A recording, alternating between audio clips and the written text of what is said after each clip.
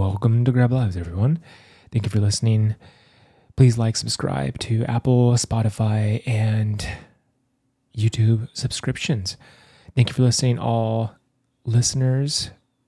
The Grab Lives podcast does not reflect the views or the opinions of the City of Los Angeles Fire Department.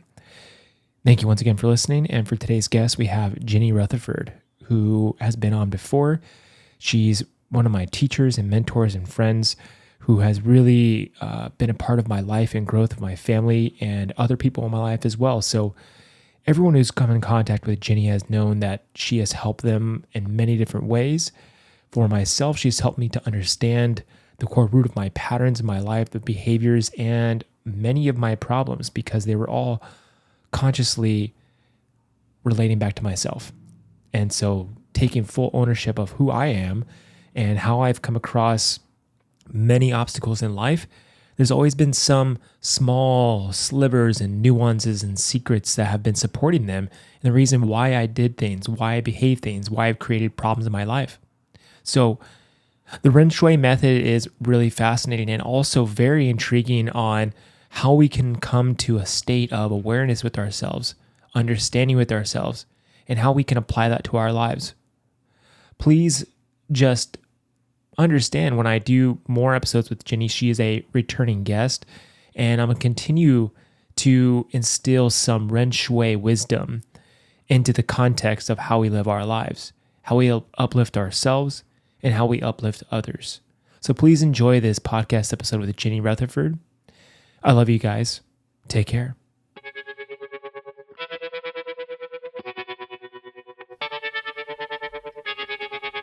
It's time for Grab Lives. There's a lot of things in, well, you probably know this too. There's a lot of things in Ren Xue that you still don't completely understand. There's a lot of things in Ren Xue that I still don't completely understand, and I get understanding as I work with it. So I can imagine somebody who's just hearing this for the first time, they're going to be going, I don't understand anything they're saying.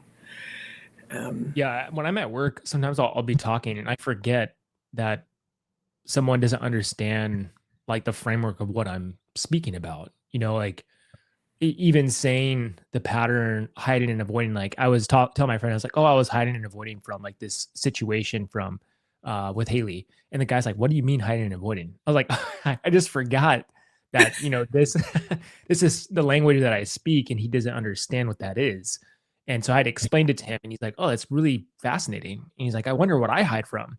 And so it stirred this whole conversation around just the concept of hiding and avoiding and the pattern and how deep it can go.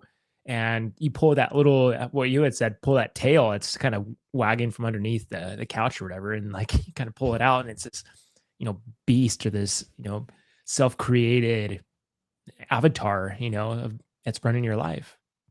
I mean, it's really interesting about the tail because it goes both directions. So sometimes when you see a pattern, it's just the tail. And a lot of times when we have worked on patterns a lot, there's always a tail that remains. Mm. And so sometimes people tell me, "Oh, I've already worked on this." And I'm like, "Yeah, but there's still a tail." And just mainly because of how these patterns are like this big web and they're all connected. So there is always a tail there until, until probably we've reached a certain level of self-realization. But at least it's not the whole beast. Yeah. And I think we just need like pieces of the puzzle of all of it. It's like this jigsaw puzzle it's a riddle. It's a cosmic joke. We're trying to figure out and laugh our way through it. And I'm having Ginny on again. For the first episode we did, we had talked about fundamental patterns and introduction to Ginny's life, how she came across this work. And I think it's very important to have Ginny on because this work had really helped me past a big block I was dealing with. I had a lot of confusion despite the things I worked on with myself and had decided to make big changes and, had a different outlook on life. Given my circumstances, working through injury and suicide ideation, but this was different. I think therapy was really hard for me because I felt like a lot of therapists were co-signing my bullshit. And I think when I was seeing that, I just didn't feel or see any growth in my life. And the kind of work this is like, I can put it more into references. Like if you were, going on a climbing expedition and you have a guide who's an expert in this, usually with therapy, that climber who's an expert is going to show you the different routes and the rock faces, and that's kind of like seeing your traumas, your wounding. They're there to kind of guide you to see things. But through pattern work, through Ren Xue, you're more so becoming the independent climber and navigating new routes and new ways to climb these things. And with that, you have like this internal compass that you're rewriting, and you're kind of changing the trajectory of how you're going to go on this new expedition within yourself. You don't have to go and just see the rock face. You're going around things and moving things to where that's where growth starts to take place. And that had become such a great marker for me, like understanding that's how it works. And then that internal compass kind of was like Ren Shui portrays that as your heart. And it became a really amazing path. So I'm having Ginny on again, and we're going to talk about a few things. I've referenced a lot of her work through my own internal reflections on life and stuff that's come up on the podcast. It's been really stimulating for more conversations and more growth, even when I have people on. So once again, thank you, Ginny, for coming on here. Yeah, you're welcome, Jonathan. I'm always happy to come on and talk about Ren Xue, number one. But anything else around personal growth is always very interesting to me. It's something I've done most of my life. And Ren Xue has been a really, probably the most, I could say profound, but a lot of growth was profound. I think it's the most effective way of growth for me. Yeah, and when I was kind of working through stuff on my own, I think it was helpful to have someone else give me the map as I would work through things, which has been helpful. Like I was going and working through things very blindly, and it held a lot of attachment with my ego, even though I thought and believed I had let that go. It was actually the opposite. I had so much of that within the framework of how I decided and made choices in my life. And so this has really helped me dissect where that comes from, number one. And, how much does it drive my subconscious behavior, my conscious behavior? And it really helps me to take that more introspective look on myself. And instead of like making things so objectified in my own eyes, like the own lens I look through, which is usually a pattern associated with that. It's usually a lie I've been telling myself for a long time. So it's helped me kind of cleanly work through that lens and kind of like wipe away some of the dirtiness that's kind of been I've been seeing things through, which was never clarity. It was just just bogged down by patterns and bogged down by false identifications. Yeah, I think that's a really important aspect, what you have to say around that, because mostly we operate in ignorance. And through Ren Xue, we are dispelling some of our ignorance. As we work through patterns, we start to get more clarity. And that can be really, really helpful. The problem I think I found for myself is that I didn't always know how to work on myself. And that's really hard if you don't have clear cut, well, I don't know what to do.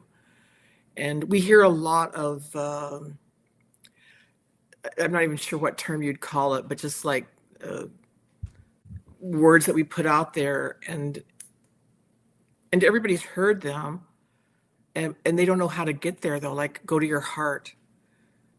When you tell somebody go to their heart, they're like, I don't know how to do that. And, through through this practice, I learned how to go to my heart. I learned what it felt like to be in my heart.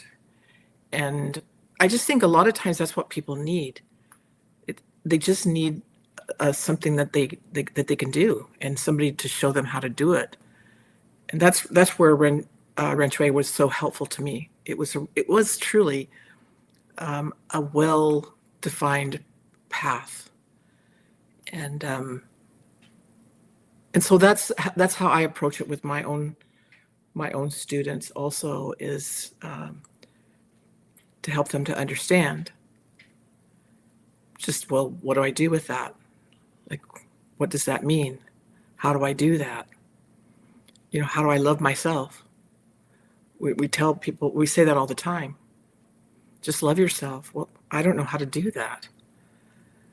And so we can learn how to do all of those things just through the laws of life and the laws of the universe and all the theories that are out there around totality and the consciousness itself and how it operates.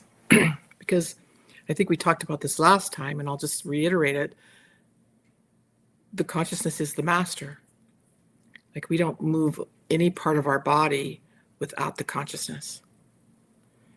And so it is the master. It's the master of the physical, and also the master of the energetic system, what we would call in the West the energetic system. In Ren Xue, we would call it a qi, the life force that runs through our body. And it's also the consciousness is also the master of that. And just that understanding can start to really help, because we sometimes think we just have all this energy flowing through us that we have no control over, and that we don't have any control over our body either. But as long as we have a consciousness,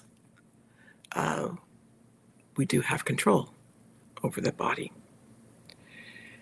And that becomes helpful to understand also. Not sure where I was going with that line of thought, but it starts to help us to think, okay, if I am in this place of ignorance, and I guarantee we all are, as we talked about last time, it's because we don't see total reality. We only see, we don't have the total information either. We don't see it. We only see partial. So we're making all kinds of decisions about our life based on like a pretty narrow and twisted view. And the more we can dispel some of our ignorance, the more clarity we will have and make decisions for our life from a greater lens. And now you're asking, well, how do I do that, right? Because it's easy to say that, but how we do that is we have to work on the obstacles that keep us from actually being able to access our own wisdom that we carry within us. And that is really I want to say the challenge, because it is a challenge, but it's also the work. Not necessarily growth. I mean, because we have this, if we have this idea that our goal is to pursue growth, but growth is just a natural outcome from our genuine readiness to change, which means that the process is more important than the result or the outcome. And we're always looking for the outcome. That's usually what we're pursuing. If we could start to pursue willingness to grow and the process itself, then we don't really have to worry about the outcome so much, because that's just going to happen naturally. And that's where the growth is anyway, is actually in the process. Now, I could see what I'm just saying, that could sound like a bunch of gobbledygook. And it's probably more helpful to be a little more specific, because even as I was saying, I thought, wow, that just sounds like a bunch of gobbledygook. But It's sort of like if I ask you, are you ready to change your life? What would you say? I'm I would say, assuming yes, I am yes, ready. yes. Most everyone would say yes. But is that actually true?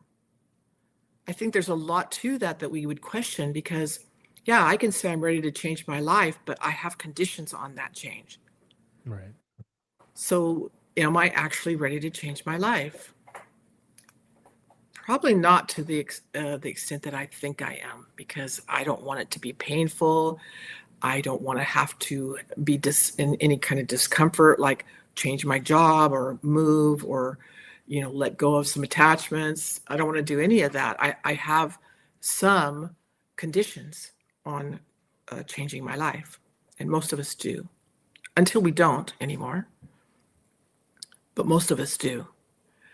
And so it becomes important for us to actually be honest about that. Because there is a part of us that does want to change our life. There really is. But there's also a part of us that puts a lot of conditions, mostly because we want maximum certainty with what that looks like. And we're not, Totally. I mean, we like maximum certainty, but that doesn't really exist, maximum certainty. And, there's a saying that uncertainty is a gift from the universe, because that's where all the possibilities lie. Yeah, All I right. came with this acceptance with myself that, there is no such thing as true safety.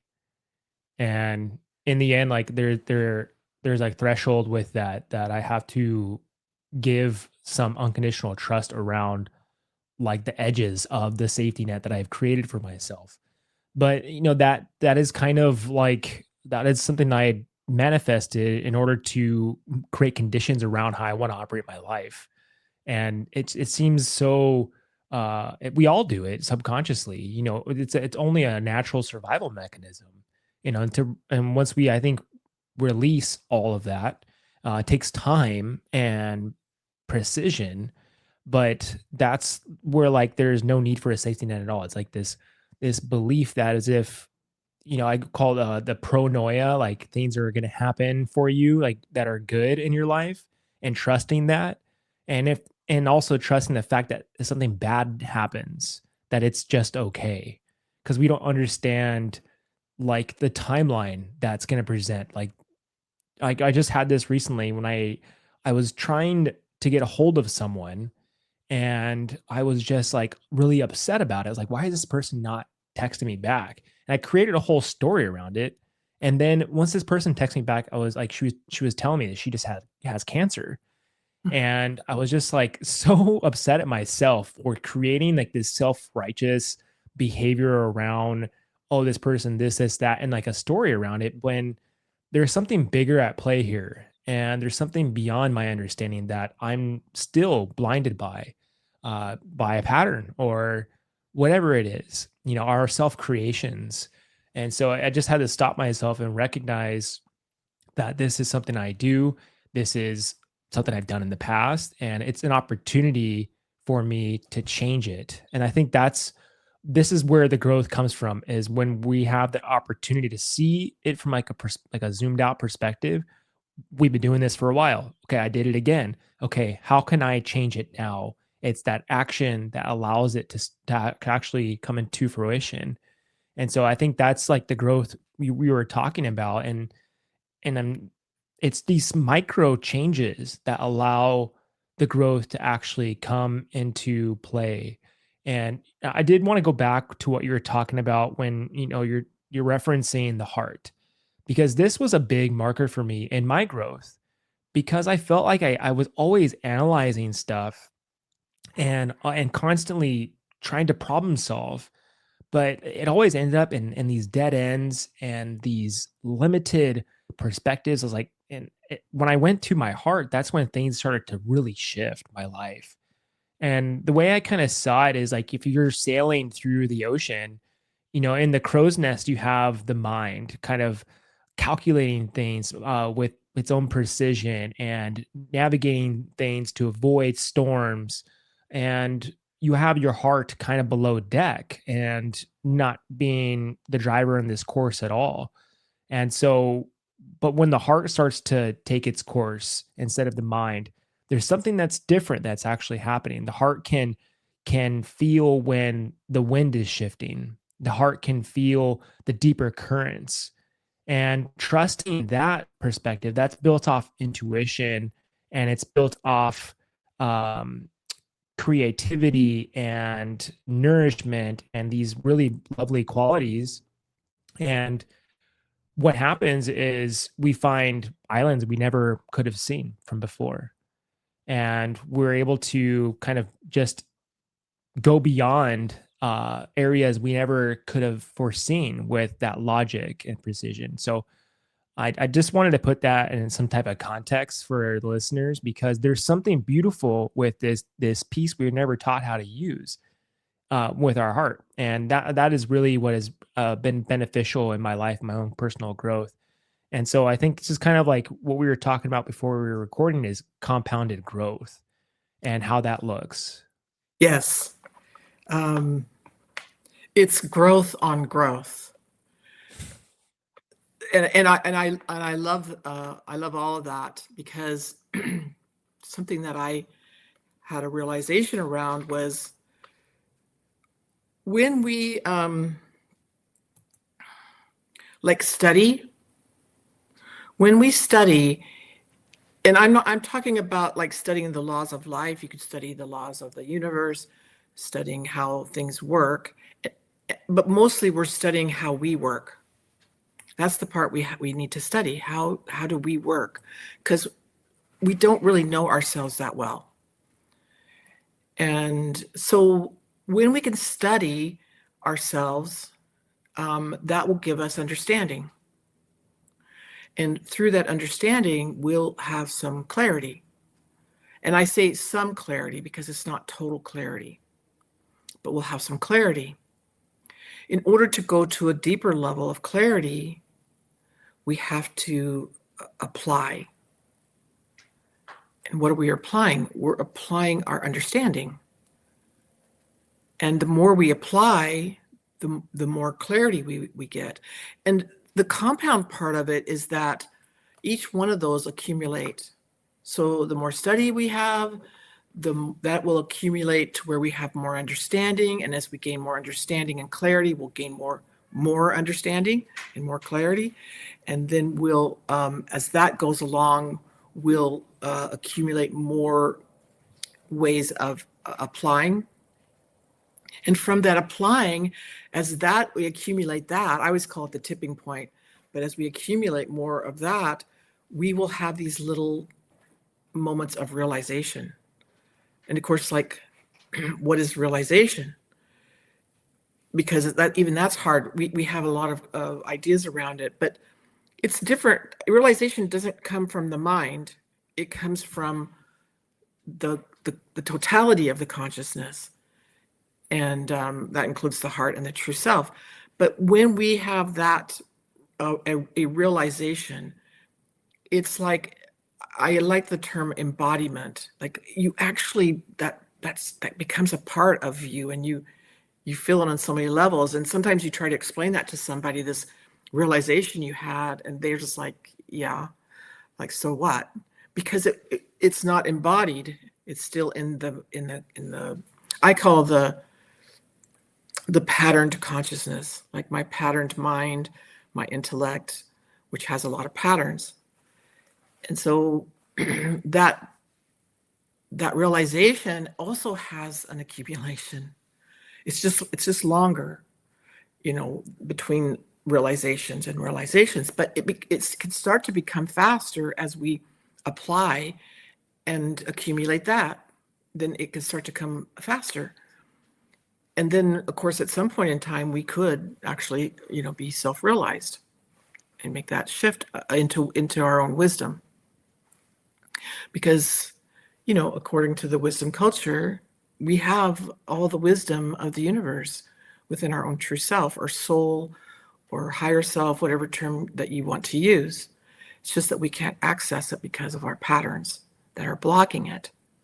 So that's what compound interest is, compound growth is that we're growing on top of growth. It's growth on growth. And so as we accumulate more growth, it's just like compound interest, like at the beginning it seems very slow, but at the end with compound interest, all of a sudden it just seems like there's just money all the time. Just it's compounding so quickly. That's sort of the same way it is with compound growth. As we start to do this work and we start to accumulate, then the growth seems to even go a little quicker. But we have to pay attention to the process, because the process is the study and the clarity and the application and the understanding. That's the process. The growth just comes as a natural outcome. And I think that's helpful to make those distinctions, because mostly we're just looking for growth. And because of that, we also have some ignorance and misunderstanding around growth.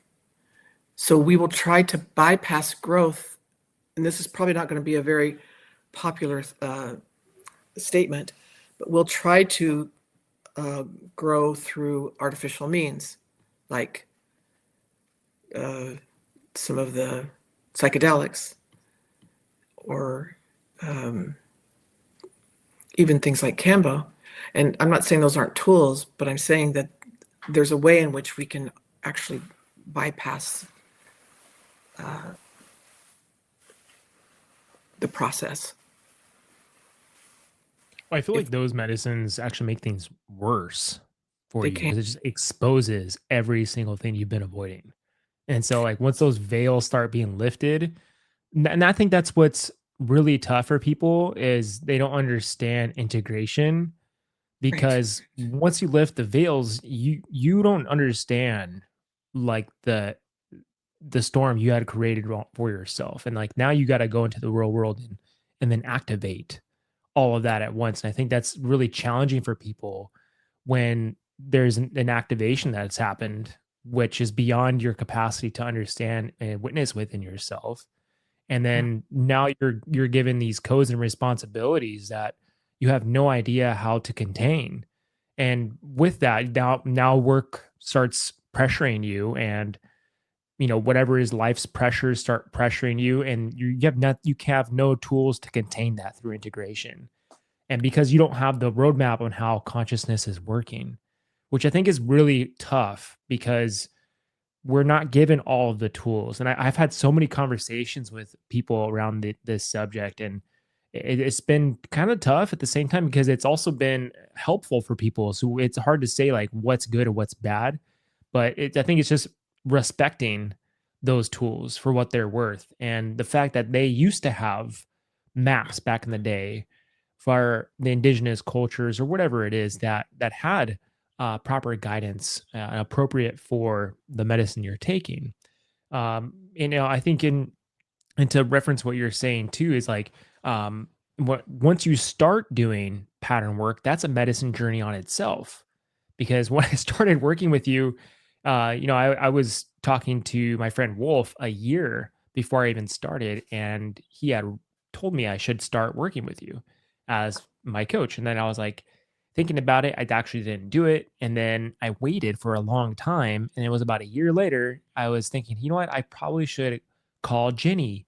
And then I did, but I had no idea what I was about to begin.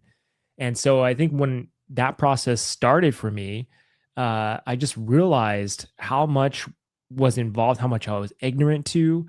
And I think that was the part I didn't want to face, was the fact that I had to take ownership to what I didn't know and what I thought I did know, and also have a little bit of like an ego, kind of like, like, and they used to get one of those like canes and pull you across the curtain. Like that's how it felt with myself. And I think that was where ownership started to step in place. But what happens with that ownership is the patterns start to just kind of latch onto you like a bunch of mosquitoes. And you're just like going through this process. And it's tough to study yourself when you're just overwhelmed by your patterns. So it took me a while to start to actually study myself where I was like, okay, hold on a second here. I need to look at what's actually happening. I can take each pattern apart piece by piece. And that required some focus and discipline. And so I think that's what helped me, just as those two qualities to use, because then work will come through and then wife's pressures will come through. And that's when the patterns love to start sucking your blood. It's I mean, there's something to be said about the patterns, because at the beginning, when we start working on patterns, we sort of look at them as the enemy, because they do cause us a lot of discomfort. Looking at ourselves is really not an easy task. But the fact is that they're really not our enemy. They are the messengers.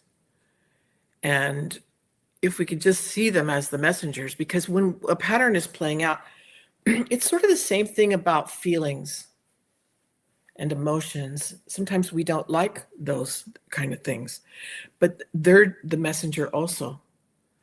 And we have a tendency then to over-identify with our feelings. And they're messengers too. They're telling us that there is a pattern playing out and it's causing me some disturbance, and I need to look at that. So that's just giving us a message. But we have a tendency to really identify with our thoughts, number one, and our feelings, number two, and we think that's who we are. So, again, this is not so a popular thought, but those are important messages. If we can keep from just fully identifying with them, if you feel offended by something that somebody does to you, that's just a message when you're offended by somebody, because nobody can offend you if you don't have that within yourself to be offended. And it's the same thing with everything else. Somebody triggered me. Well, if you don't have something within you to be triggered, which is usually the pattern, then nobody can trigger you. So, but we will attach to somebody did something to me, or will attach to somebody offended me, or whatever it is, instead of actually going, and then we'll look outside of ourselves. They're the problem. But if we have an emotion, it's ours. If we have a disturbance in the way of a feeling like that, it's ours. It's not somebody else's, it's ours. Otherwise, they can do whatever and we won't have any disturbance around it. And I think that's where we get really confused in our culture, is how much we identify with stuff outside of us. And it really causes us to suffer a lot. So the pattern work becomes really important, because basically what's happening when you are offended or triggered is a pattern is offended or triggered. And that's not who you really are. So if we can go and work on the patterns and start to change those through replacement, then whatever somebody does isn't going to offend us or trigger us or anything else. And that is the work. And I'm not saying it's easy work, because in some ways we like our suffering. We are very attached to our suffering. And so going through that process is like not it's not for the It's a big deal. It's a big deal. And again, it's not easy. But the thing is it gets easier. Mm. It gets easier and easier, where things that happen just don't bother us. There's nothing to like attach to, because we've replaced that.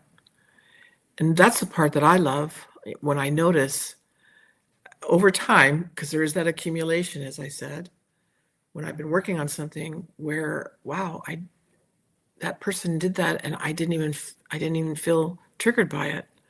And that's the real freedom that we're all looking for. Because otherwise we just spend our life constantly in some sort of disturbance or disturbed state or survival state. And it takes a lot of our life force to do that too. Yeah, I think the pattern work, it's been it kind of helps recalibrate the compass and against old conditioning.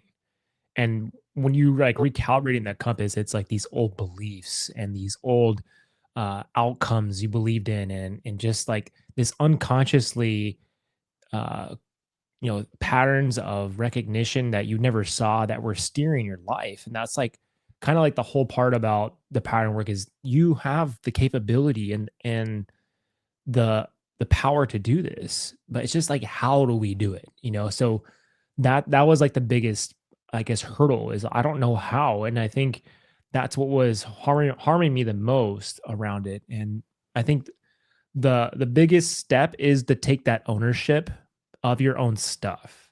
And that was huge, the way you explained, like a trigger is something within me that is having a rise that I'm reacting to. So if I don't carry that template within me, whatever it is, Mhm. then it wouldn't bother me, or it would bother me, depends on what's going on.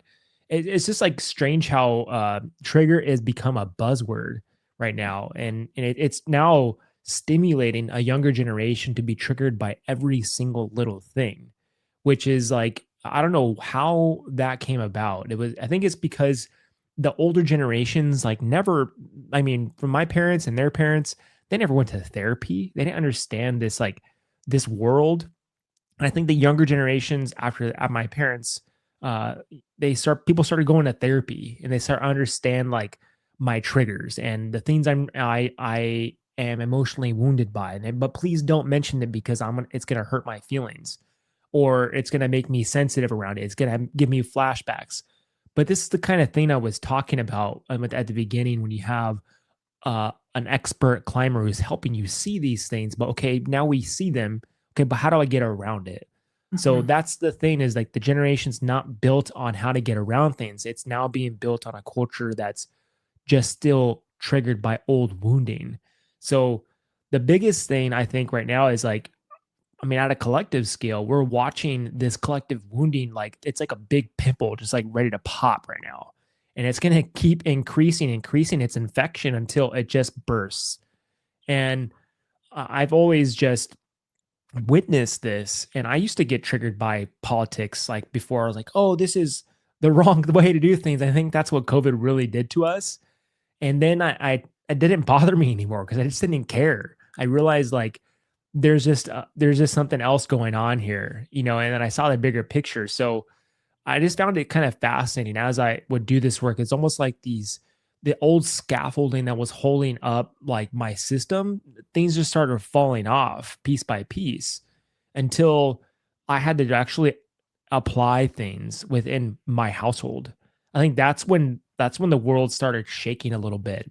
And like prior to me getting married this last year, it was just like the world was shaking, and because the fundamentals really needed to be set in place because the rest of my world had collapsed already. So now it was like a rebuilding phase and setting things into place piece by piece. And would I be stressed out and come home and like let my patterns unleash?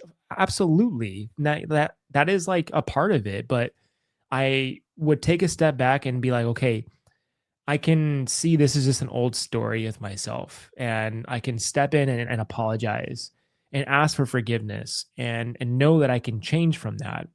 And so like this is how growth was stepping forward in my life. And when I was proposed with like this new, social contract with myself, getting married, that was huge. Where it was like, I think anyone going through that, and because people always get cold feet in these stories of like runaway brides, like that stuff happens, and so like our internal structure is just so like responsive to that change and a big life change. So I would say this was very challenging, but it was important to see how I can study myself around something that was so erratic, and it was beautiful to watch. And I think from that experience, it's been really helpful to now come on the other side of it and be more skilled around like the things that have been unconsciously steering me in the wrong direction. But now I can like just easily shift the sails and go in the right direction. And that's what I want people to acknowledge, is that it doesn't have to. We've had this conversation before, Jenny, is that it doesn't have to be hard. It doesn't have to be difficult. No, and it can, and there can be a bit of a pain-free growth as we go along. I mean, it's basically what value we're giving to all of that. And you said something in that about the things that we're doing unconsciously. And this is a big part of it also, because I always love this saying, and I talk about it a lot from Carl Jung, where he said, we have to bring things to the things from the unconscious to the light. And basically he's saying to the consciousness.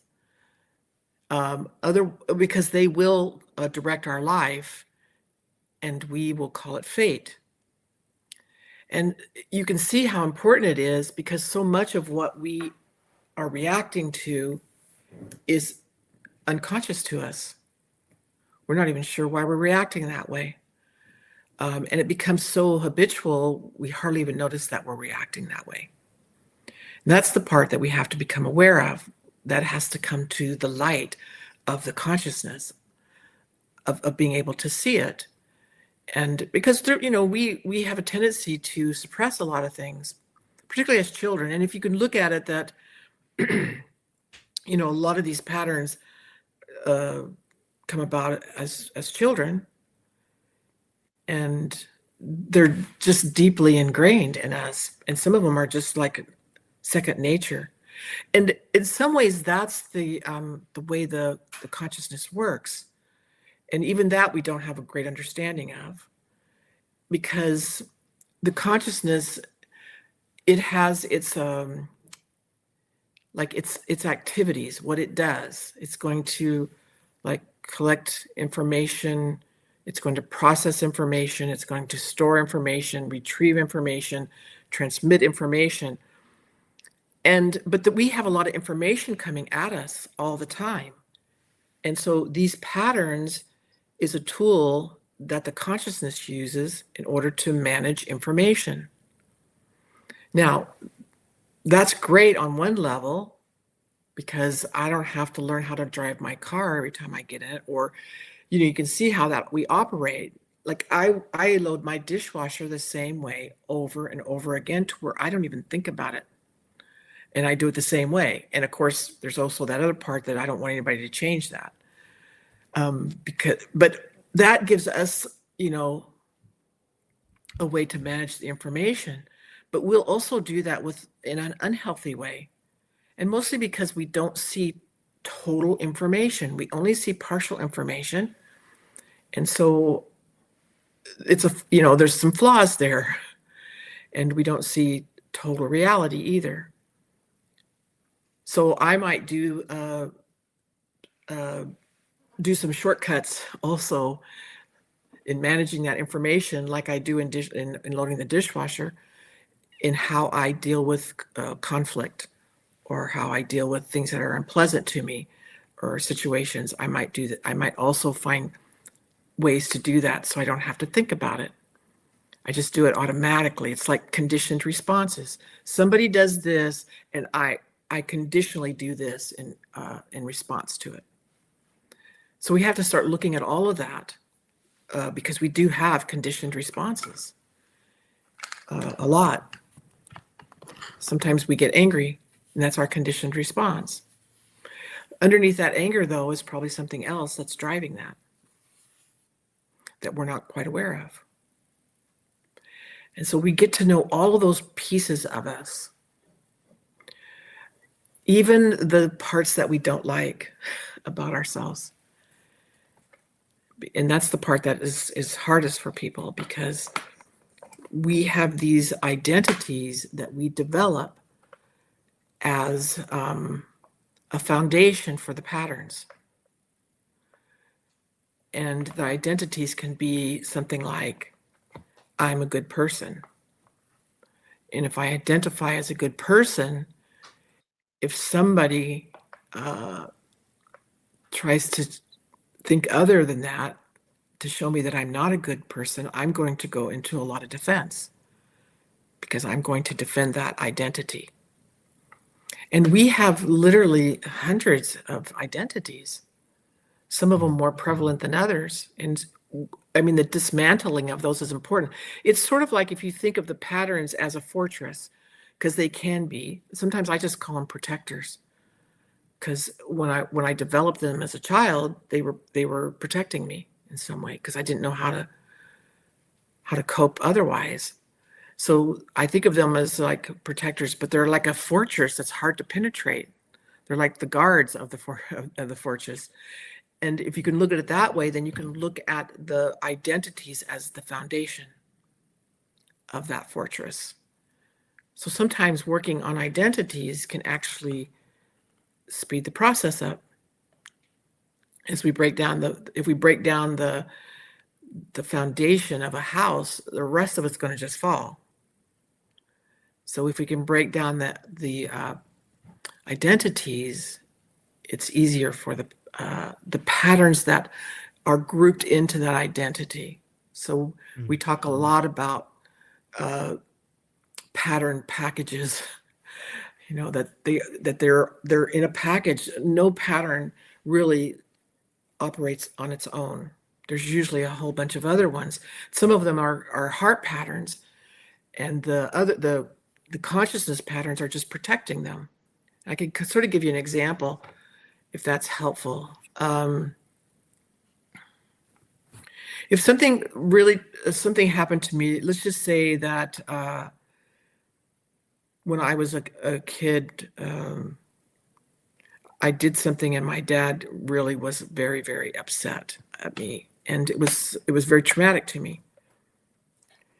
I will build a way to cope with that, my feelings of whatever's going on. I'll build a way to cope with that, particularly if I had a dad who was difficult. And so I'll develop this coping mechanism around that. Whatever I developed around my idea around my dad, like that my dad doesn't love me because he's really harsh, or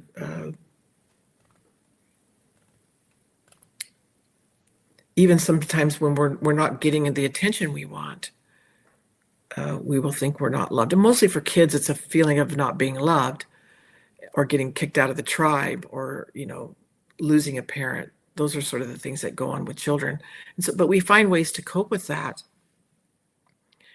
And in the process of that, there's going to that causes like a heart wound, a heart pattern. And as I grow up, I'll develop other patterns around that in order to protect that feeling in my heart that my dad didn't love me, just to give you an example. So I might do a lot of different things in order to protect that around other people. So if somebody gets mad, like my dad did at me, I might shut down as a protection, or I might get angry back as a protection, or I might hide and avoid as a protection. And I might do a whole bunch of other things. I might even even though that the person wasn't mad at me, I might be trying to make it better, to fix it so he's not mad, even though it has nothing to do with me, because that's what I was doing with my dad to make sure he loved me. And all of that's unconscious to us. So there's some conditioned patterns that we have that we can do over and over again in order to keep from having to feel that heart pattern of my dad didn't love me. Yeah, And I remember we were working together and I was telling you about how like I realized I was into an entanglement. And the way I figured it out is I was cleaning out a drawer and I had a bunch of headphones entangled together. And when I was trying to pull it apart, I got really frustrated. And so what pulled me out of the frustration was slowly finding one thread of one side of a headphone that was separate from the other ones that were entangled and pulled that one out first, little by little. I mhm, was I took the time and patience to sit there with it, and that's when I was able to untangle everything. And that's what I had sat there and I was just like, man, this is just how I am with my patterns and my mind and like everything that goes on in my life. And so taking the small amount of time to give yourself some focus around things helps a lot to integrate what's actually happening, number one, and then also just to uh, bring in some stillness and some silence. Like, especially for the body. The body really loves stillness. It wants to just bring everything together. If we're constantly moving and we're constantly doing things to replace that uncomfortability of stillness, it's stillness is one of the most important parts and practices for myself that's helped me integrate and find out ways to untangle things. And so I've realized too, like the identities have really been this giant co-creating pattern. And there I had this belief that was like this giant, fortress. And I had told you as well, like I saw it as like the video game Zelda, and I'm like Link trying to enter the castle with boarded up walls and a boarded up gate. But what I had realized is like it took a little bit of that precision to kind of go around and sneak my way in. And what I had found is like there's this spiral staircase with like a door, and each door carried a different identity within the big giant identity. And it was so fascinating the way I was able to construct that. But what I had realized is that identities are not fixed. They're malleable based on our patterns, and they kind of shift together in this co-created world. And it was really interesting once I started to see that, because once I was able to realize the larger identity, we had wrote it out and mapped it out together. There was so much involved with this, and there were so many other little identities that were supporting this giant identity. And when I was saying it out loud, it was so silly the way like I had to say it, because it started off when I was a child. It started off with a memory to cope with something like how you're saying, and it became this kind of like a beast that had been self created over time. And one of the patterns I can say now is like it's being the fixer. My whole life I wanted to fix things because I didn't like the way they were. And as I became a firefighter, I mean, that's all I do. People call me and call my team to come out to fix things.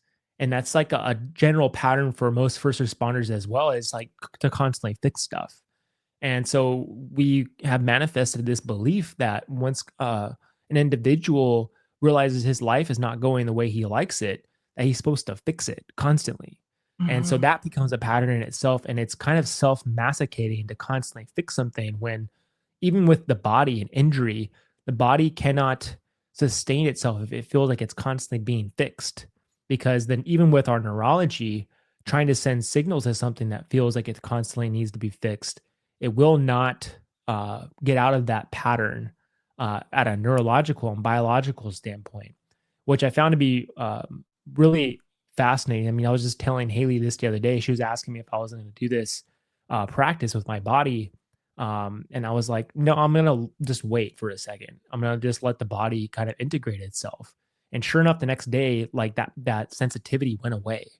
So it was just like a really important marker, even on my own life, to stop fixing things and kind of abiding by natural law because we constantly want to interfere with nature when sometimes you just have to leave it alone and trust that it's going to manifest its own way by its own natural law.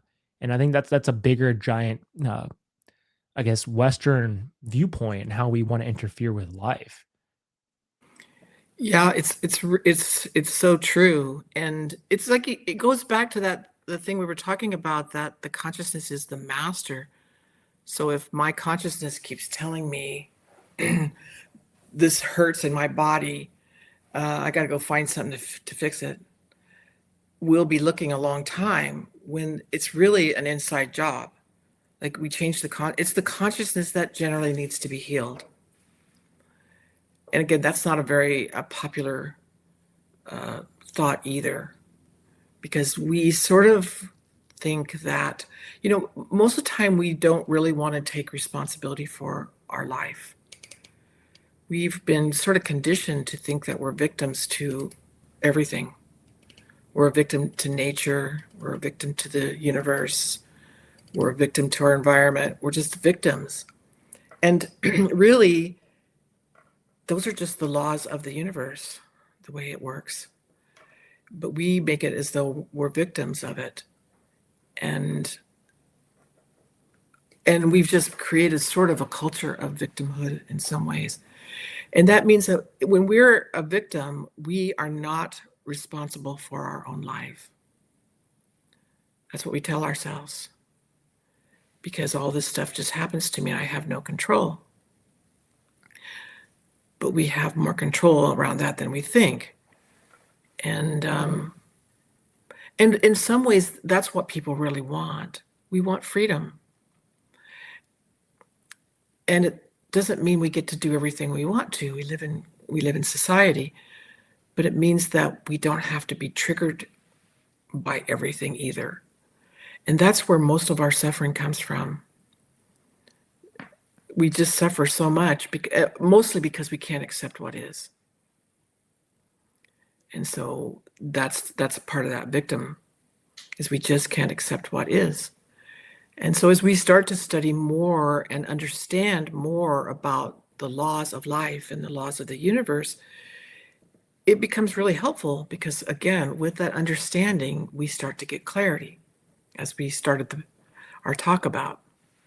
And that's really sort of, to me, about the course that's part of the process of what we're doing. Like this preparatory process of, as Janssen calls it, to change. And we can't stand change. And it's one of the first universal laws, that everything is always changing, but we can't stand it. So we're basically fighting the laws. We're fighting reality itself. And well, we're probably not going to win that fight, but we're also going to be pretty miserable in the process of trying to win it. So understanding all of that, understanding how patterns work, understanding how the consciousness works, understanding how the universe works, how nature works, becomes helpful in the clarity that we need. Because like I say, we have a lot of ignorance. A lot of ignorance. I did want to, I'm sorry for like interrupting. I just had this thought of something that could be helpful to break down was there's a lot of change going on in our department specifically. I know a lot of other departments at administrative scale, and there's a ton of politics getting in the way of how we operate as workers. And so there's a huge uprise along the lines of how the administrations have been taking care of these these individual departments, which are their own worlds, because they're different from each other's sectors, across the state, across the nation, really. And a lot of individuals would call a core wound, such as administrative betrayal. Like we feel this sense that we're not being taken care of properly, and we are not being appropriated for the work that we do and compensated for it. And so this was a huge uprising within last year. There's that huge event with the Palisades fire. A lot of homes were burnt down, and a lot of us put our bodies at our lungs at risk, being exposed to all these toxins. And right now, there's just an excavation going on within our even our union, our department at a city scale, and like we have missing money. There's nowhere to be found, and so I've said this phrase before, and it's like there's two things firefighters don't like: it's change and the way things are. And so it's like, and it's so true because these patterns have come up in cycles over a long period of time. And back in 2008, there was stations were shut down, and there were they removed apparatus from certain stations because of budget crisis. But I would like for you to kind of help get a bigger perspective around administrative betrayal. And because I think right now there is something that can change, and actually has to start with the workers speaking up and be like, hey, we don't think this is appropriate. We're not being compensated. We feel we've been neglected by our city and so forth. And I don't know if this is like something you can kind of break down, just to kind of, and this is something that just came up in my mind. I thought it'd be appropriate to see like an example of how we can extract the meaning we put behind stuff, our patterns that are associated with it, and how we can manifest real change around things. Yeah. I mean, I'll start with, and this would probably take really a couple of years to fully explain this. So I'm going to give it some of the information. That saying about we're one, which is highly like overused, right? And I don't think people fully understand it, but we aren't separate.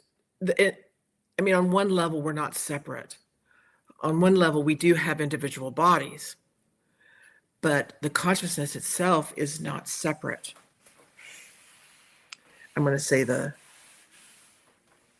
true self and the heart consciousness, but the consciousness self is all connected, and everything you could say is connected. Now, when I say that, I totally get what people, yeah, we all know that, we've heard that. But if you can get to a different level of that, of understanding, you'll see that everything affects the next, which affects the next, which affects the next, which is cause and effect, of course, which is a universal law also. And so if I want to change the things that are going on around me, because in some ways what's happening outside of me, because there's no separation, is like a window into what's going on inside of me. And there's also a collective too, right? So we can see the things that are happening outside as what's happening inside as a collective. But I'm going to speak on the individual because I think it can be like taken to the collective in some ways. So each of us are really responsible for change. We want to go out and we want to, protest and do all of these things in order to try to force change, but that never happens. It never happens. So we have to start with ourselves individually in order to change what's going on around us in our sphere. And that saying about don't comb the mirror. You want to change how your hair looks in the mirror, you don't go and comb the mirror. You comb your hair, and that will change the reflection in the mirror. So we want to change what's going on outside of us. We have to change the things that are going on inside of us. And I'm going to call that a law because it is. So let's just say, and I will bring it around to what you're talking about, but let's just say if I have which this has happened to me, where I might have a week where I'm hurting myself and breaking things like stubbing my toe, hitting my finger with a hammer, dropping things and breaking them. That's a clue for me to go, okay, what's going on inside of me? Because when I look at what's going on inside of me and I change that, that stuff stops. So if you, as a group, you have to change the things that are going on inside of you, even for anybody to even pay attention to what you're doing. Like if you go at somebody with the idea of war, which is what you could be doing, right? They're going to go to defense, and the war's on. But if you change inside of you, your feelings and thoughts around all of that and what's driving all of that, all of those feelings and thoughts, that will start. And the people around you start to change too, as you know, right? How many people around you have started to change since you've been doing your work? Like a lot, right? Absolutely. Same thing with me. My whole family, my grown kids and their spouses all do this work also. After about 3 years of me doing it, and now they're doing it also. And that's really how we change the world. We do our own work, and then that sort of fans out. But in the meantime, I'll never forget one time I had developed this thing that I thought the company that I worked for, it would be helpful for them as a sales tool. And this was a really male-dominated industry that I was going to present this to see if they would buy it. And mostly because of my own patterns around, male-dominated, which I worked on for many years and have changed that. I would go in there, if I hadn't done the work, I would go in there with a bit of an attitude that may not even be outwardly seen, but it's inwardly felt by everyone in the room, because we carry information and we can all read each other's information because our life force has information in it. And so I worked very hard on that before I even went and made this presentation. And I couldn't believe how easy it was and how they bought the system. And I know for a fact if I would have gone in there without doing that internal work around all of the things and how I did that was I would sit down and think of all the things that I felt around making that presentation and the people I was making it to, and I'd write them down. I'd have a list. Like, they won't understand what I'm talking about. They only like to do things the way they like to do it. I had all this list of all my feelings around that. And I had to, once I wrote that down and I saw just so many things that drive me that I wasn't always aware of. And I went through those and started to just, really by the time I looked at them, I'm probably about 90% already there and changing them. But the last part was just to accept that that was what I was feeling inside and replacing it with a more uplifting or life cultivating pattern. It became so easy. It became so very easy to do that. And that's what we need to do every time we get sort of triggered by somebody, or we see something that goes on with a certain person all the time. Sometimes we can just sit down and write down exactly what it is that we're feeling or thinking. And those are the things that are going to give us the clues because they're the messenger. So I feel like I'm being taken advantage of. I feel like I want to get even because of past things they've done. I feel like there should be more justice, and so because of how they behave to others. Whatever, there could be a whole bunch of them, right? Mm. And we're not aware of those most of the time. We're reacting to them or with them, but we're not actually aware all that's going on. So when I can write it down and see it, I wish you could see in my bedroom, I have a whiteboard. It always has a list. Because when something goes on with me, I go in there and start writing. And then I can take those separately if I want, because probably around each one of those will be another list. Because that's how connected these patterns are, and our behavior becomes from that. eventually we can get down to the heart pattern because these other things are just protecting it. I just had this happen with somebody that I really care about, and but sometimes I have difficulties with, and I was just writing all these things down, and I was sitting with that, and finally I got down to the bottom of it, that I actually felt hurt. That I felt hurt because I really did care about them, and I just felt hurt. Getting to that was so helpful because it changed everything then, because that was the heart pattern. That was what all of these other things I was writing down was protecting, the fact that my heart was hurt. And so once I could get to there, it sort of all just shifted. Even as I tell that, I can feel that in my heart, that story, because it was, but that's what can be helpful in working with these patterns to get down to the thing that's actually driving it. Because a lot of the things we see are just the protecting the actual heart part that's driving us to do certain things. And our patterns have to be changed through the heart. You can't change them through your mind. Yes, there is some understanding that comes with that, but the heart has to be involved in it. Yeah, that's really helpful. And I've seen the change like at a personal level and then at my station. And so I Mhm. just wanted to see this as an example for others to see like, hey, do not become a victim within that administration and that administrative betrayal that you're feeling.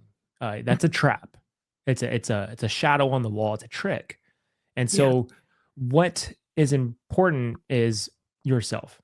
Once you do that micro level uh, change, it really shifts things, and that ripple effect starts like spreading and going further and further.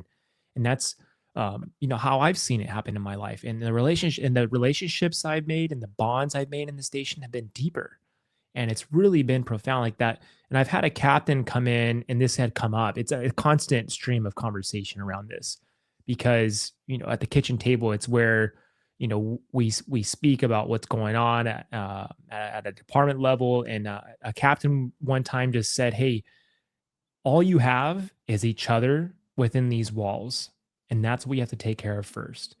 Mhm. And it's the cold hard truth. It's like the pill we swallow that we don't want to swallow, but it's the truth. And I think when that starts to really take place and starts to manifest, like those that unit becomes so strong. And I've just seen the change, and I'm sure others probably can't see it, but I've seen it, within a year of me doing this work and changing things. And what I've just loved about this is just the witnessing of it all, and being in awe of it, how beautiful it can just portray itself. Besides the resistance with your patterns, besides the things we don't want to look at and hiding and avoiding, and like the stubbornness is a big one. And I think the stubborn part is like the way I saw stubbornness is like you're driving your car with like a 10-year-old GPS system, and you think the route, and you saw this bridge 10 years ago and it's no longer there. You're like, no, no, no, I know the way. And it's actually been reconstructed. And so you still like thinking, no, no, I got this. And you're still going off an old database when you have a new path that's right next to you don't want to take because you think you have the answer. And that's the way I saw my stubbornness. Is I was just like not wanting to be open to see another path, and that path is actually going to take me further past that bifurcation of my polarized thinking of things. And so I think as I would like and this didn't come through like my own natural way of wanting to see things. I had to shift my perspective and also step back for a second, take a different vantage point when I'm stuck in a rut.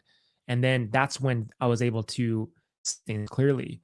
And, I think when we started to kind of dismantle, this is the exact term you had used that really helped me, is like dismantling identity had helped bring much more clarity. And it was almost like this weight has been lifted around like just everything.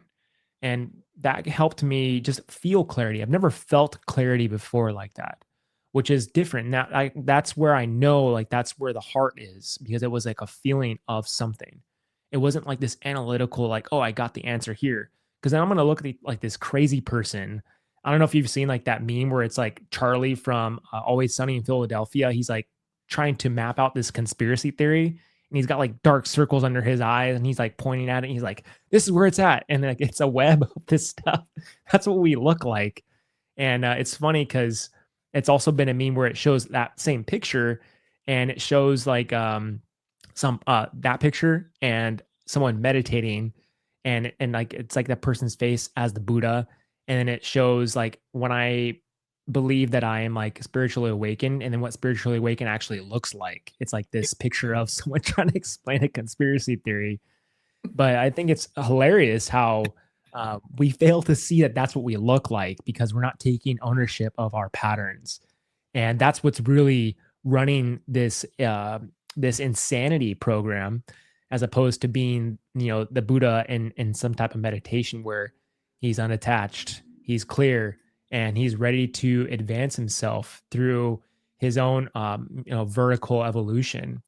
And I think like even that in itself, I think it's been referred to as like vertical schizophrenia, because the further you're able to see things and realize how crazy you really are, it feels like that. You have like all these little thoughts and these little chatters going on in your head, and these illusions based off fear, and all these illusions based off like these heart patterns where you're hurt in life. And once you start seeing it, you realize how much more work there is to be done.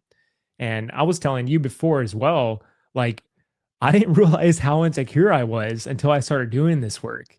And because of the patterns that were just running my life, and just now that I'm open to see it, it's like, man, there's so much work to be done. And the main thing was the application. And that was like what I wanted to talk to you about is like, okay, cool. I'm because I'm built on being really tired of people just diagnosing stuff. Like we're past that point. We already see the diagnosis, every single diagnosis. Like we're over it. We want to see real application. We want to see real growth, real solutions. And that's really what this year I really set myself an intention on this podcast, is finding solutions. Mhm. And because we're tired of the old ways of seeing stuff. Yeah, I think that's really a great, a great question, and a great like viewpoint, because application has been sort of the top of my list too, about applying some of the things that I know, because we can know a lot, but without the application, it doesn't matter. It really doesn't matter. I always laugh when people say, you know, knowledge is power, but it's not really. It's only potential power. That's all. And it's the same thing. I can know all of this stuff around patterns and how to get more chi and life force, and I can know all of the theories, but unless I can apply it, it doesn't matter. It really doesn't matter. So what does the application look like? Well, application really, to me, starts with awareness. And in some ways, we have to intend that awareness, because a lot of times we don't. Even sometimes when I know I'm starting to go down a path of something, and I will stop myself from doing it because I don't want to look at it, right? I don't want to do the application. And so that's part of the application is, can I just have the intention? I'm going to be aware of actually what's going on, what's driving me, what's there, how do I feel? That's part of the application, is developing awareness. There's other things in Ren Xue, particularly, like there's a lot of what we call Yuan Gong, which is a form of Qigong, but it's like a path. There's 9 methods in this path, and each of them, takes you on a journey to your own freedom, is what I'd like to call it. And so you start out with Qigong for the body, because most of us don't have enough chi in our body, or you can call it life force if you wanted. And so our bodies, they're not in the best shape. Like even people who look like they're in good shape, if you were looking at it from a chi level, they're not in that great shape. Like some of their Call that organs. fit sick. Sorry? I call that fit sick. Yes. So their organs can be really suffering, because if we have too little chi in the organs, they will suffer. And if we have too much, they will also. So Qigong is really helpful because mostly we have too little. Qigong's really helpful to bring in Qi. And, some people can actually feel Qi. I can feel Qi when I'm doing some of the practices, and other people can actually see it. But once and I know you practice Qigong too, so you'll know, like some of those methods, when you've done them, man, you feel so much better. You even have some clarity. There's one Qigong I love to do called Ren Xue that I just feel so good afterwards that I want to go and do something. I want to go and accomplish something. And so those are the ones for the physical body. Now there are some still Qigongs where there's no movement that are for the consciousness in those 9 methods. So one of them is there to help you to open your heart. One is there that will help you, called Ling Yuan, to actually see the patterns that are playing out. And then one of them is there to have full awareness. So those are other applications. As I apply those, that's also making things better. As I apply that, it's another application. So all of these applications that we develop, study is another application. Like I can study too, and take whatever I'm studying and use that in application. Whatever it is that I have studied, like you talked about being relaxed. Relaxing does so many things for us, because if we want to calm our mind, we have to relax. If we don't relax the body, the mind will not calm. It just doesn't. So we start to relax, and so can we just apply that? Can we apply calm, relaxed, and natural? That's an application in order for us to have clarity also. In the wisdom culture, they say, or in Ren Xue also, that the state is the most important thing. That means, can I be in a good state? And of course, what's a good state? It's being calm, relaxed, and natural. When I think of natural, because that's a term you're going, well, what does that mean? To be natural. To me, it means to be free. What am I free of? I'm free of my pretenses, my masks, my performances, all of those things. So there is another application. When I feel disturbed, how long does it take me to get into a good state again? And can I even take the time to work at getting into a good state? And of course, in Ren Xue, we do have techniques for that, or practices, I should say, that will help us to get into a good state. So the application, like you say, becomes imperative. Otherwise, it's just a bunch of knowledge. And, most of us have enough knowledge. We really do. Now we need to take that knowledge and put it into context and application.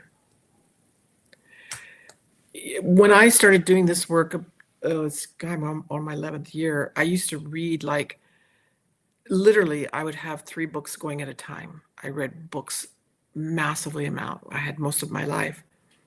I can tell you, I probably haven't read a book. I've probably read 2 books in the last 10 years, other than the study I do with Ren Xue, because they're those books I've read. But I haven't read another book because all that knowledge I had wasn't really helping me of reading those books.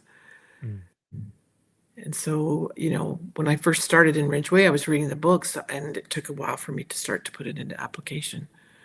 But the application became imperative. Just that act of like when you have a disturbance, going in and writing down, what you're feeling or what you're thinking is an application. So I can see if I'm just trying to think of that in my mind, there's no clarity. It gets all jumbled up.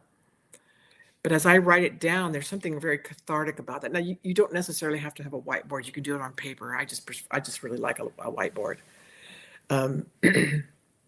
But just the act of doing that,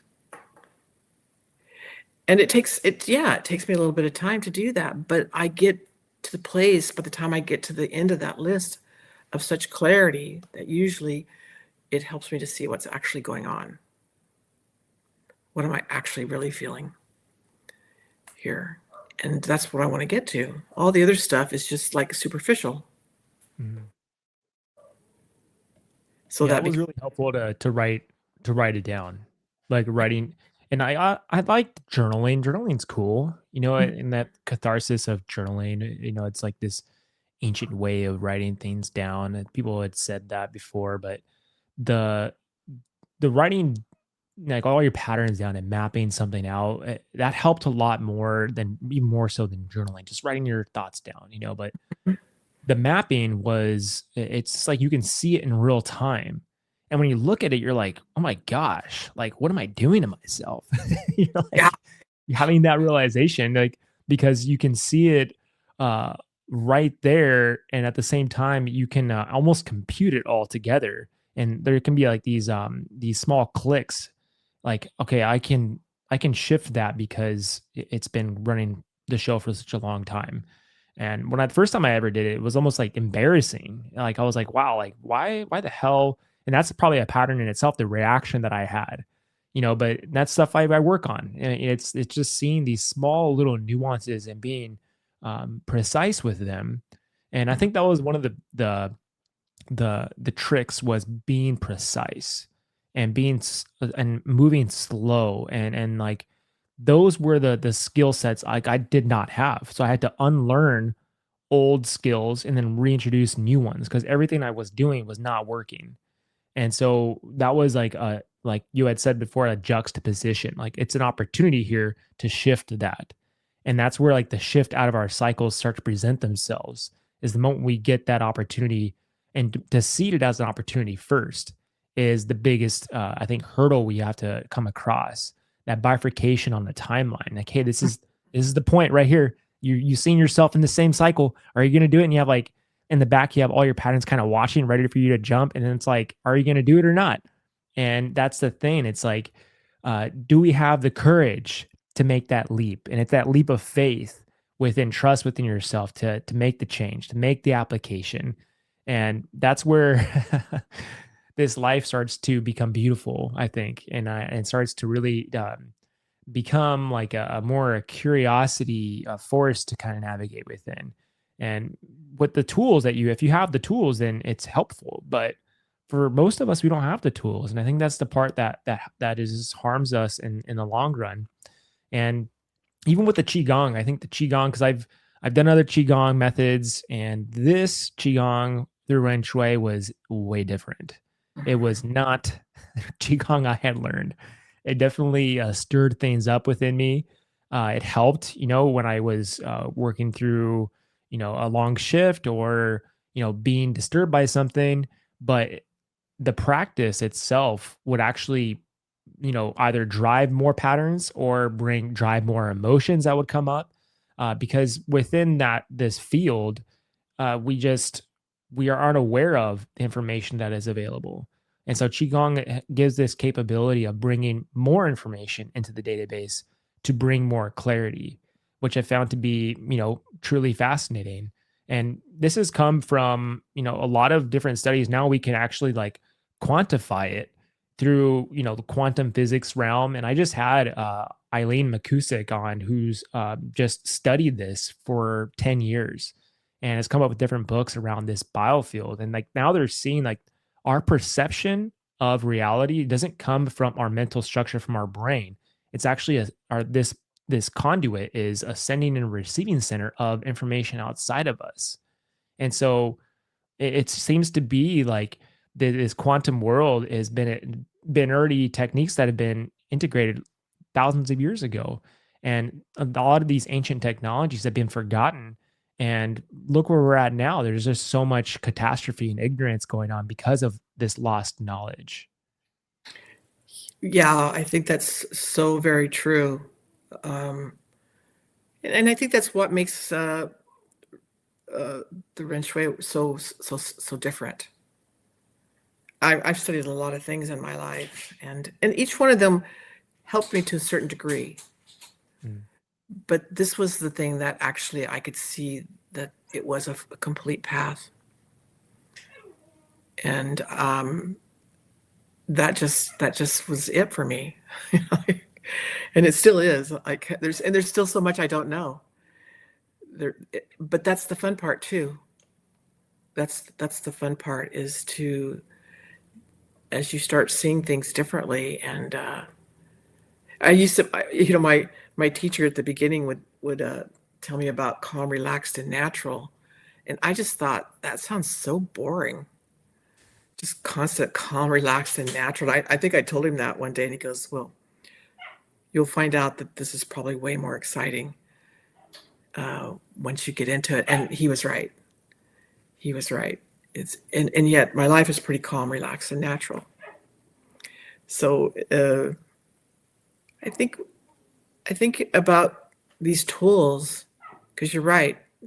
I think people want to change their life on some level, but they just don't know how.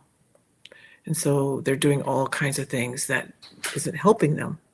I mean, to the degree that they're looking for. And I feel like this one is real tools. Because you could go and listen to a lot of things, and they'll tell you all the things, all about your patterns, all the things that you're doing, but sometimes you leave there with no tools. And I think the tools are what's most helpful. And knowing it's going to change, the way it changes your life, that's the part I just can't deny it. How my family got involved was because they saw how much I had changed, and they didn't know anything about Ren Xue. I didn't even tell them I was doing all of this, but they noticed the change in me, and they were like, "What are you doing? What's happening?" and so it's such a, there's so much to it. There's so much to it that it's hard to just sit here and try to explain it to somebody, because there's just so much to it. It doesn't just involve our mind or our intellect. It also requires our heart. And sometimes we don't talk enough about that. Even in science now, they're seeing that the heart has its own neurons. And so I think it's time, in this time of the world and where we're at, that something like this can be really helpful to people. Because when a lot of change is happening in the world, we, like you said, we don't like change. That's where stubbornness comes into, is not wanting change. And we don't like change. It's scary to most of us, because we'd rather have the devil we know than the devil we don't know. But Ren Xue has helped me to not feel that fear of change. And so most of the time I know what's going on in the world, but I can't, it doesn't trigger me or cause me to want to give up or anything else. It's like trusting.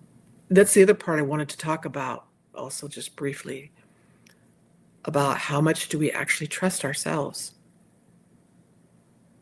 I mean, it's hard to trust the universe or trust nature or trust others, but how much do we just even trust ourselves?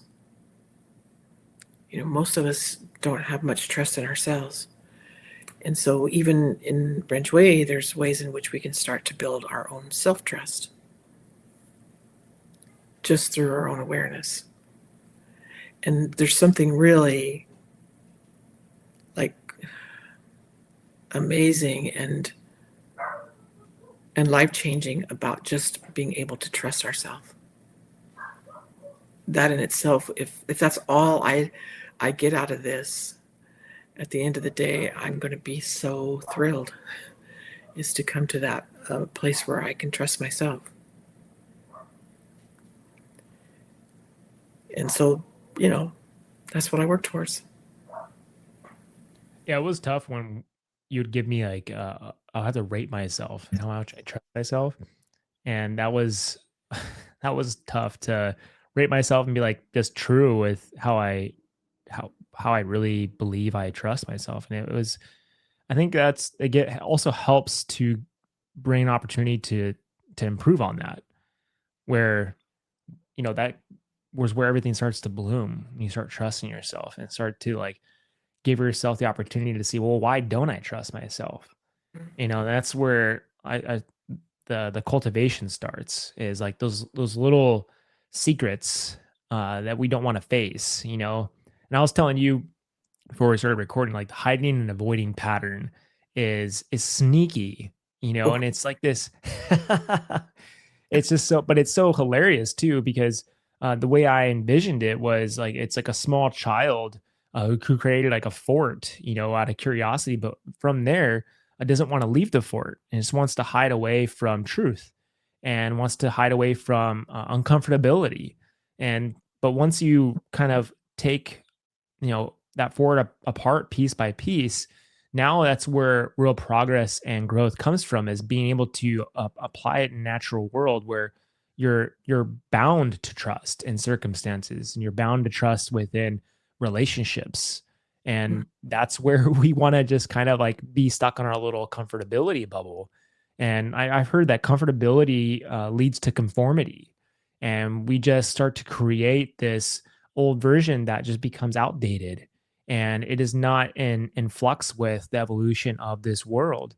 And I can just relate this to like you just even my parents, like once we started giving them like a phone, it's like this is the world. You gotta, if you don't get a phone, you're not going to progress within this world right now, because that's just the way it's working. And there's so much resistance around it, around like that generation, like, oh, I'm not going to get a phone, I don't want to be this way. But now these days, like now you're seeing that generation, especially the baby boomers, they're getting phones now, and now it's like you see all like their activity on Facebook and stuff. It's so strange because they like it's so new to them. And like just even seeing like my grandma on like Facebook or whatever, and me and Haley laugh about it all the time because it's so funny and innocent at the same time. But this is just like a clear example like of that conformity idea.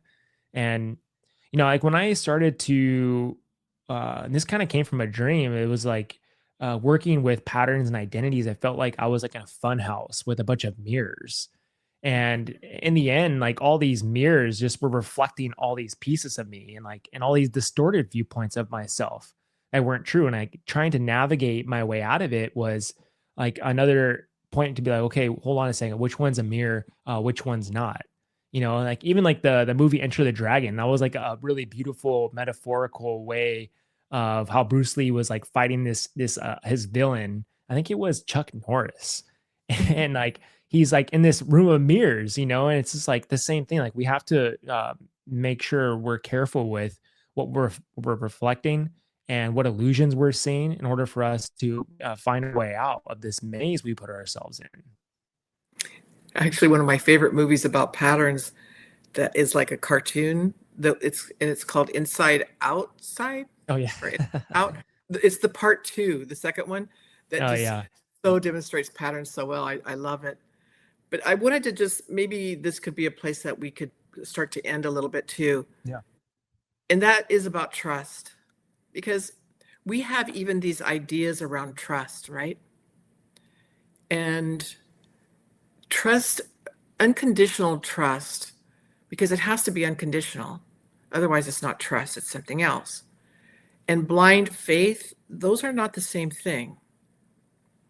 And when we think about unconditional trust, we think of it like this blanket that has to be on everything, but it doesn't really quite work that way. We usually can just take a piece or a segment of something at a time to look at it. So, which is really helpful when I have, I'm doing something, like I'll probably do that after this podcast. I'll probably ask myself, what percentage, 1 to 100 was I in trust? And that's really how we work with trust, to start to see where we're at. So let's just say I'm at 60% in trust that I did the job I wanted to do or whatever. Well, I really want to be to 80. I mean, I'd really like to be to 100, but I always say 80 is good enough, because 80 is enough to sort of sustain as we get to 100. That's where we really have to work from that level, not the big, do I trust everything? And that's what we have a feeling we have to do, but we don't. We take little bits of, what did I just do? I just did this podcast with Jonathan. And so now, where's my trust? Where was I in this whole conversation that we had? And so I can start to build my trust, because it's like a state also, right? By just doing that, to see where I was at. Okay, if I'm only at 60, what are all the things that kept me from being at 80? And I can write the list and see what it is. And that will help me to get myself into 80% in trust, which will in itself, looking at those things that kept me from 80 in the moment, those will be patterned laden.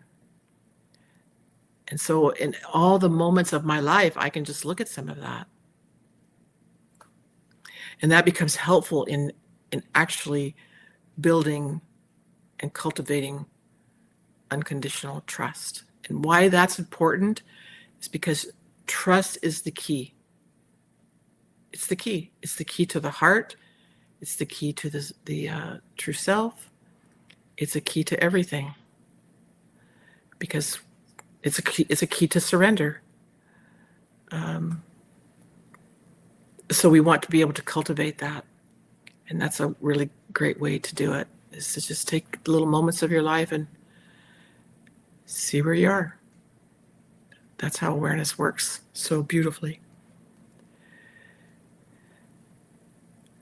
Okay, I think that's a good ending. Completes it. Completes it. It really does. And it's a call to action too.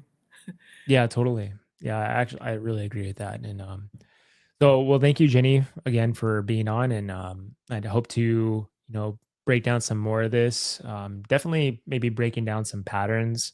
You can talk about one pattern for like an hour, and how much it shows up in our lives, and the examples and like, personal relationships with that specific pattern, and Yeah. just to see, how we respond to it, how it just runs our lives. And yeah, but thank you so much, Jenny, again, for just being on here.